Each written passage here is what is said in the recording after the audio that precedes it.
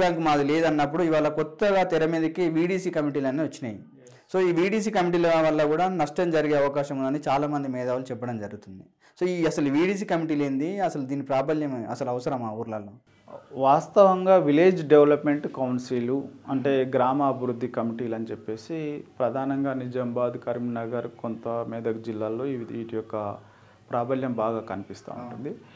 వీళ్ళ ఉద్దేశం ఏంటంటే కొంత ఆర్థికంగా బలంగా ఉన్న వ్యక్తులు, కులాలు గ్రామం మీద ఏదో అభివృద్ధి చేస్తున్నాము అని చెప్పేసి ఒక కమిటీలుగా ఏర్పడి అక్కడ ఉన్న చట్టబద్ధంగా ఏర్పడ్డ పంచాయతీరాజ్ వ్యవస్థను నిర్వీర్యం చేస్తున్నాయి.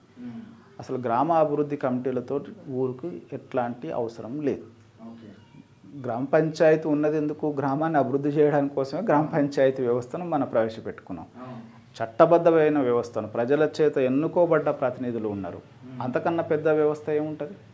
వాళ్ళ గ్రామాభివృద్ధి కమిటీలు వాళ్ళకి ఏమైనా చట్టబద్ధత ఉందా, లేకపోతే గ్రామ ప్రజల చేత